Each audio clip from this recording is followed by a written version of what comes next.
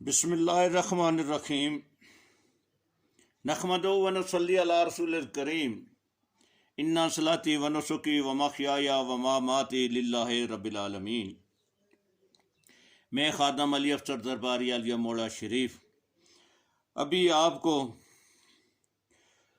حضور شیر شاہ غازی غوث زمان خطبہ دوران قیوم وقت منبع جود و عرفان فخر الاولیاء مفسر قرآن نائب رسول صلی اللہ علیہ وآلہ وسلم تاجدار مولوی اعلیٰ حضرت الحاج پیر ہارون رشید صاحب رحمۃ اللہ علیہ نے جو قرآن پاک کی تفسیر لکھی ہے، بیان فرمائی ہے، اس میں سے پہلی جلد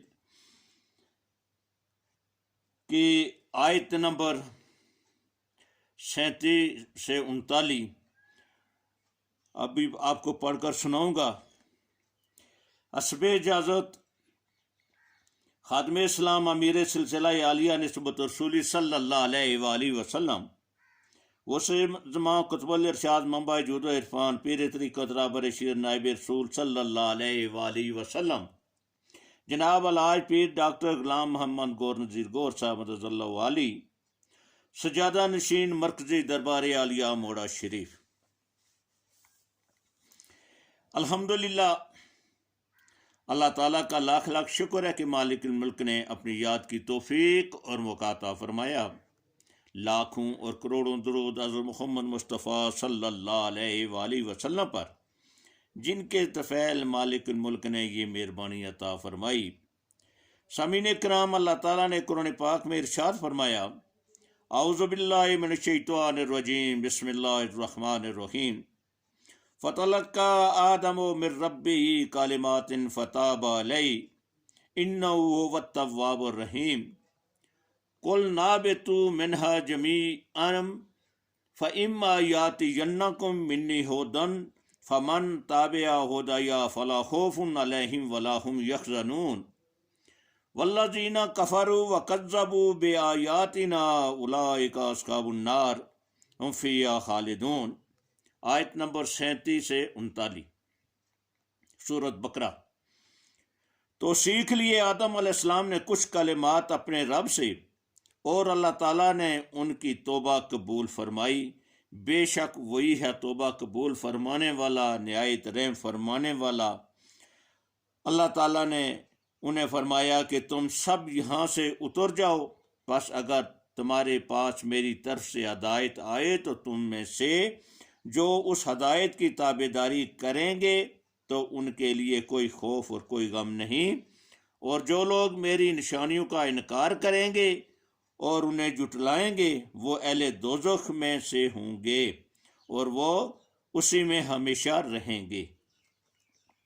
اللہ تعالیٰ نے پہلے اپنے پاک کلام قرآن مجید میں فرما دیا ہے کہ کس طرح آدم علیہ السلام سے لغزش ہوئی اور انہیں حکم ہوا کہ تم زمین میں جاؤ اور وہاں ٹھہرو، وہاں تم میں سے بعض کے دشمن ہوں گے۔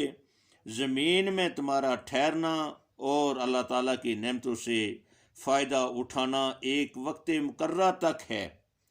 اللہ تعالیٰ نے جنت انسان کے لیے بنائی ہے، جس کا نمونہ آدم علیہ السلام کو دکھایا، وہاں ان کی اور ان کی بیوی کو رکھ کر ان نعمتوں سے روشناس کرایا۔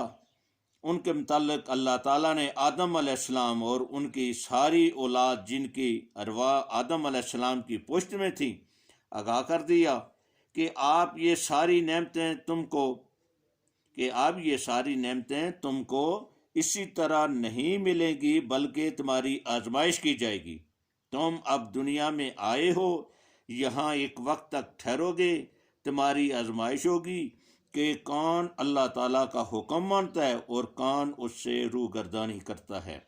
جو اللہ تعالیٰ کا حکم مانے گا اسے پھر ان نعمتوں کا حقدار بنایا جائے گا، اور ان ابدی نعمتوں میں اسے ابدی زندگی کے ساتھ ٹھہرایا جائے گا، اور جو اللہ تعالیٰ کی دنیاوی نعمتوں سے فائدہ اٹھا کر اللہ تعالیٰ کے حکم سے روگردانی کرے گا اسے سزا دی جائے گی، اور اس زندگی کے بعد جو ہمیشہ کی زندگی ہے اس کی وہ زندگی دوزخ میں گزرے گی۔ جہاں اس کو تکلیف اور رسوائی کا سامنا کرنا پڑے گا۔ اللہ تعالیٰ نے جب آدم علیہ السلام کو یہ حکم دے دیا اور اس حکمت کے بنا پر دیا اور انہیں جنت سے زمین پر اترنے کا حکم دیا، تو آدم علیہ السلام اپنی لغزش پر اس قدر شرمندہ تھے کہ 300 سال تک روتے رہے، اور 300 سال تک اوپر آنکھ اٹھا کر نہیں دیکھا، 40 سال تک کوئی چیز نہ کھائی اور بہت زیادہ روئے۔ حدیث شریف میں ہے کہ آپ علیہ السلام اتنا روئے کہ ساری مخلوق کے آنسو ایک طرف اور حضرت داؤد علیہ السلام کے آنسو ایک طرف، اور ساری مخلوق کے آنسو اور حضرت داؤد علیہ السلام کے آنسو ملا کر بھی حضرت آدم علیہ السلام کے آنسو سے کم تھے۔ روایت میں آیا ہے کہ 5 اشخاص اللہ تعالیٰ کی بارگاہ میں بہت ہی روئے۔ ایک آدم علیہ السلام اپنی خطا پر، دوسرے حضرت یعقوب علیہ السلام اپنے فرزند کی جدائی میں، تیسرے یحییٰ علیہ السلام اللہ تعالیٰ کے خوف سے، حضرت مائی فاطمہ جنت الخاتون نبی پاک صلی اللہ تعالیٰ علیہ وآلہ وسلم کی جدائی میں، اور حضرت زین العابدین حضرت امام حسین علیہ السلام کی شہادت پر، یہ پانچوں اس قدر روئے کہ دنیا میں اس کی مثال نہیں، اور ان میں سے سب سے زیادہ رونا حضرت آدم علیہ السلام کا تھا۔ اس لغزش پر جب اس قدر روئے تو اللہ تعالیٰ کو رحم آیا، کیونکہ وہ رحیم اور کریم ہے۔ اس نے حضرت آدم علیہ السلام کو توبہ کا طریقہ سکھا دیا۔ یہ ایک حکمت کی بات ہے کہ جس سے اللہ تعالیٰ راضی ہوتا ہے اسے معافی مانگنے کا طریقہ سکھا دیتا ہے، معافی مانگنے کی توفیق بھی دیتا ہے، اسے اپنے گناہوں پر نادم بھی کرتا ہے۔ جسے اللہ تعالیٰ نامنظور کرتا ہے، پسند نہیں فرماتا، اسے نہ توبہ کی توفیق دیتا ہے، نہ توبہ کا طریقہ سکھاتا ہے، اور نہ اسے اپنے گناہوں پر نادم ہونے کی توفیق بخشتا ہے۔ حضرت آدم علیہ السلام کو جب یہ توفیق بخشی گئی تو انہیں یہ یاد آ گیا کہ جب ان میں روح پھونکی گئی تھی اور ان کی آنکھیں کھلی تھیں، تب سب سے پہلی نظر جب عرش پر پڑی تو وہاں انہوں نے لکھا ہوا دیکھا ہے کہ لا الہ الا اللہ محمد الرسول اللہ۔ تو اللہ تعالیٰ سے انہوں نے پوچھا کہ یا رب العالمین، یہ محمد صلی اللہ علیہ وآلہ وسلم کون ہیں جن کا نام آپ نے اپنے نام کے ساتھ لکھا ہوا ہے؟ اللہ تعالیٰ نے فرمایا یہ میرے محبوب صلی اللہ علیہ وآلہ وسلم ہیں، یہ آپ کی اولاد سے پیدا ہوں گے اور انہی کے لیے ساری کائنات پیدا کی گئی ہے۔ جب آدم علیہ السلام کو یہ بات یاد آ گئی، اللہ تعالیٰ کے فضل و کرم سے معافی کا وقت قریب آ گیا، تو انہوں نے عرض کی کہ ہے باری تعالیٰ، اپنے اس محبوب صلی اللہ علیہ وسلم کے صدقے کہ جس کا نام تو نے اپنے نام کے ساتھ عرش پر لکھا ہوا ہے، مجھے معافی عطا فرما۔ اللہ تعالیٰ نے ان کی درخواست قبول فرما کر انہیں یہ طریقہ سکھا دیا کہ اب یہ کلمات پڑھو، ربنا ظلمنا انفسنا وَإِن لَّمْ تَغْفِرْ لَنَا وَتَرْحَمْنَا لَا نَكُونَنَّ مِنَ الْخَاسِرِينَ۔ اے ہمارے رب، ہم نے ظلم کیا اپنے نفسوں پر، اور اگر تو ہم پر بخشش نہ فرمائے گا اور رحم نہ فرمائے گا تو ہم تباہ ہو جائیں گے۔ سورۃ اعراف آیت نمبر 23۔ یہ کلمات اللہ تعالیٰ سے آدم علیہ السلام نے سیکھے، ان کی بدولت اللہ تعالیٰ نے انہیں معاف فرمایا۔ جب انہیں معافی عطا فرمائی گئی تو وہ جمعۃ المبارک اور عاشوراء کا دن تھا۔ اسی وجہ سے جمعہ کو فضیلت حاصل ہوئی، اور اس کے علاوہ جمعہ اور عاشوراء کے دن اور بھی بہت سے ایسے واقعات ہوئے جن کی بنا پر اللہ تعالیٰ نے ان دنوں کو فضیلت بخشی ہے۔ حضرت آدم علیہ السلام کو جمعہ کے دن پیدا فرمایا گیا۔ عاشوراء کے دن حضرت آدم علیہ السلام کے سامنے سجدہ کرایا گیا۔ جمعہ اور عاشوراء کے دن حضرت آدم علیہ السلام کو جنت میں لے جایا گیا۔ جمعہ اور عاشوراء کے دن حضرت آدم علیہ السلام کو جنت سے نکالا گیا۔ جمعہ اور عاشوراء کے دن حضرت آدم علیہ السلام کی توبہ قبول ہوئی۔ جمعہ اور عاشوراء کے دن حضرت نوح علیہ السلام کی کشتی جودی پہاڑ پر جا کر رکی۔ جمعہ اور عاشورہ کے دن حضرت یعقوب علیہ السلام کی ملاقات اپنے فرزند سے ہوئی۔ جمعہ اور عاشورہ کے دن حضرت ایوب علیہ السلام کو شفا ملی۔ جمعہ اور عاشورہ کے دن حضرت امام حسین علیہ السلام کی شہادت ہوئی۔ یہ جو دن گزرے، ان کی جو 11ویں رات آئی، یہ ان کے آرام اور سکون کی تھی، مصیبت ختم ہونے کی تھی، اس لیے 11ویں کے دن ختم کرایا جاتا ہے، دعا کرائی جاتی ہے اور خیرات کی جاتی ہے۔ اس میں حضرت شیخ عبد القادر جیلانی رحمۃ اللہ علیہ کی روح کے طفیل دعا کی جاتی ہے، اس لیے کہ حضرت شیخ عبد القادر جیلانی رحمۃ اللہ علیہ کی وفات بھی 11ویں کے دن ہوئی۔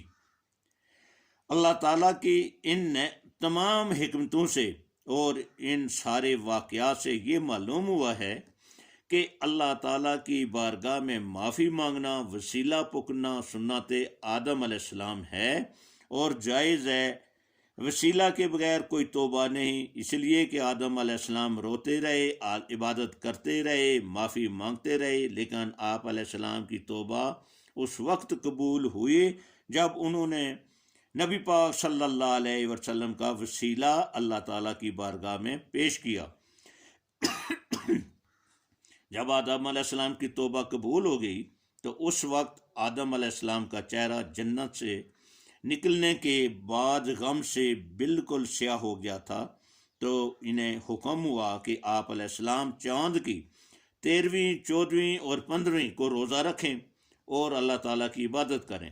جب پہلے مہینے میں انہوں نے عبادت کی اور 3 دن روزہ رکھا تو ان کے چہرے کا تیسرا حصہ صاف ہو گیا، پھر دوسرے مہینے ان کے چہرے کا 2/3 حصہ صاف ہو گیا، پھر تیسرے مہینے بالکل رنگ نورانی ہو گیا۔ اس لیے نوح علیہ السلام تک چاند کی 13ویں، 14ویں اور 15ویں کو روزے فرض رہے، پھر ایک وقت تک اسلام میں بھی فرض رہے، بعد میں ان کی فرضیت ختم ہو گئی، البتہ سنت رہ گئی۔ اس سے آگے پھر 9، 10، 11 جون حضور بڑے پیر صاحب غوث المعظم پیر نذیر احمد رحمۃ اللہ علیہ کا اور حضور شیر شاہ غازی پیر عروسی صاحب کا اس مبارک ہو رہا ہے۔ آپ خود بھی شامل ہوں اور لوگوں کو بھی دعوت دیں اور دعا میں لازمی شامل ہو کر اپنی دنیا اور آخرت کی بہتری کے لیے دعا کریں۔